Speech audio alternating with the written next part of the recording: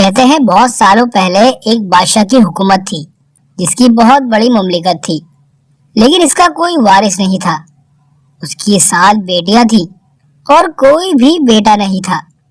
وہ جب خوش ہو جاتا تو اپنی بیٹیوں کو بلاتا، ایک لائن میں کھڑا کر دیتا اور پوچھتا، مجھے بتاؤ تم کس کا کھاتی ہو، کس کا پہنتی ہو؟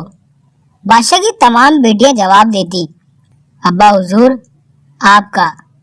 مگر ہر دفعہ بادشاہ کی چھوٹی بیٹی جواب میں کہتی، میں اللہ کا کھاتی ہوں اور اسی کا اوڑھتی ہوں، جس پر بادشاہ جذبات ہوتا۔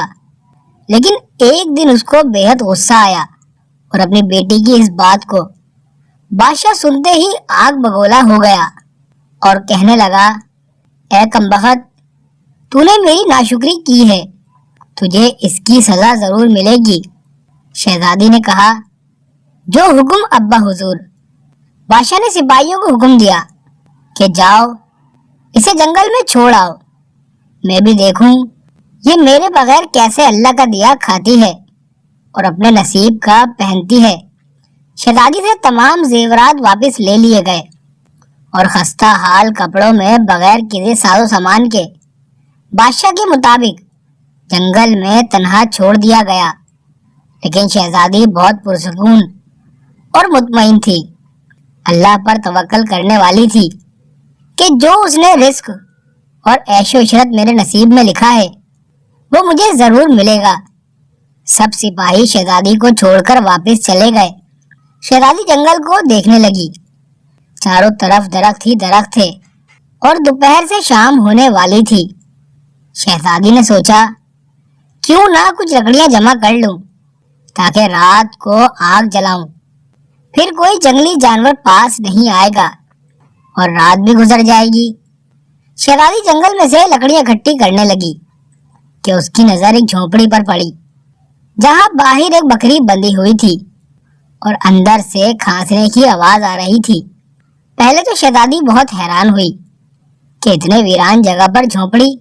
خیر وہ جب جھونپڑی کے اندر داخل ہوئی تو کیا دیکھتی ہے کہ ایک بوڑھا ضعیف ایک چارپائی پر لیٹا ہے اور کھانستے کھانستے پانی پکار رہا ہے۔ شہزادی ادھر ادھر دیکھتی ہے تو اسے کونے میں پانی کا ایک گھڑا نظر آتا ہے۔ وہ بوڑھے ضعیف کو پانی پلاتی ہے اور جھونپڑی کی صفائی بھی کرتی ہے۔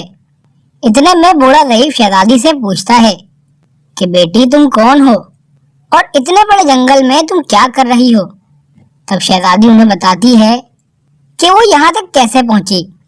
بوڑھا ضعیف اسے جھونپڑی میں ہی روکنے کا بولتا ہے اور کہتا ہے کہ میں شہر میں کام کرتا ہوں، صبح شہر چلا جاؤں گا اور 8 دن کے بعد واپس آؤں گا، تم یہیں رہو، جھونپڑی میں کھانے کا سامان موجود ہے اور ندی بھی پاس ہی ہے، تم وہاں سے گھڑا بھر لیا کرنا۔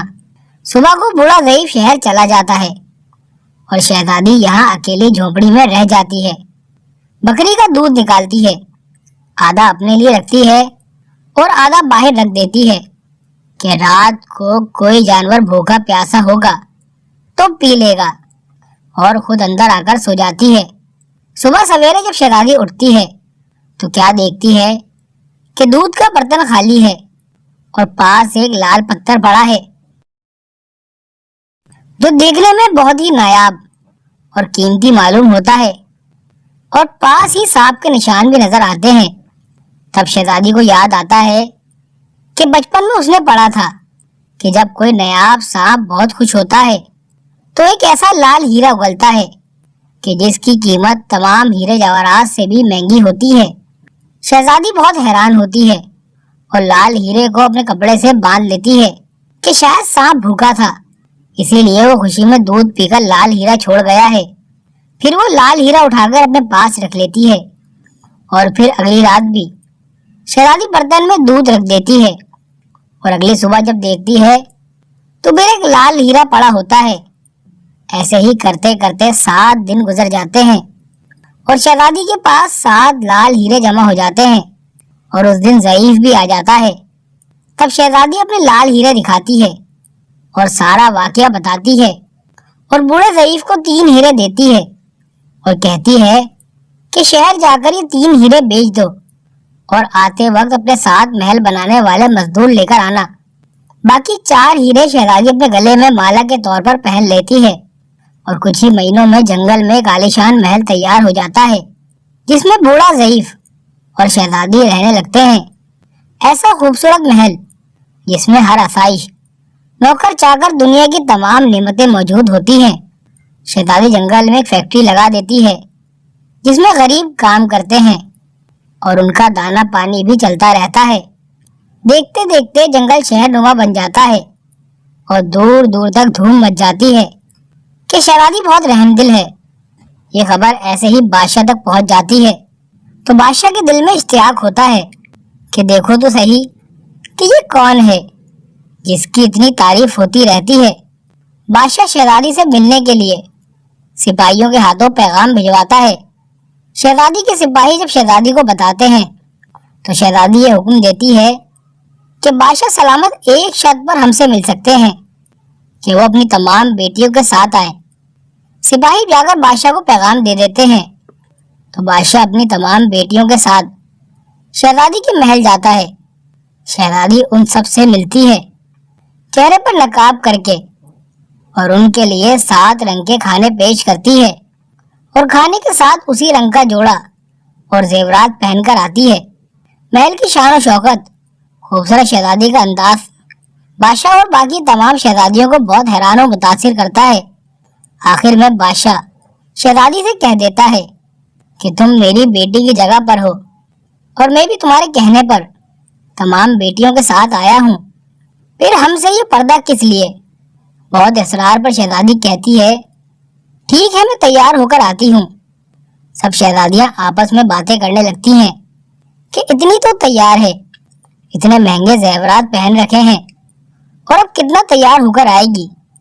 اتنے میں کیا دیکھتے ہیں کہ دور سے خستہ حال کپڑوں میں کوئی آ رہا ہے اور غور کرنے پر بادشاہ کو پتہ چلتا ہے کہ یہ تو اس کی بیٹی ہے جو ابھی تک زندہ ہے۔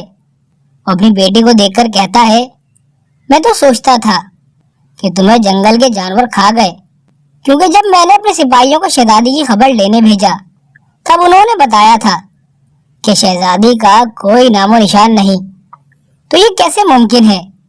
بہرحال بادشاہ خوشی سے جھوم اٹھتا ہے اور کہتا ہے کہ شہزادی کو بلاؤ، میں تمہیں شہزادی سے آزاد کروا کے لے جاؤں گا، چاہے وہ تمہاری قیمت میں میری ساری بادشاہت تک مانگ لے۔ یہ سنتے ہی شہزادی بولتی ہے نہیں ابا حضور، میں ہی وہی شہزادی ہوں، میں آپ سے کہتی تھی نا کہ میں اللہ کا دیا کھاتی ہوں اور اپنے نصیب کا پہنتی ہوں، بس اسی اللہ نے مجھے کہاں سے کہاں پہنچا دیا ہے کہ آج میں آپ سے بھی زیادہ امیر ہوں۔ پھر شہزادی اپنا تمام حال بیان کرتی ہے کہ وہ اس مقام تک کیسے پہنچی اور اپنے گلے کی مالا جس میں ابھی تک 4 ہیرے موجود ہوتے ہیں دکھا دیتی ہے۔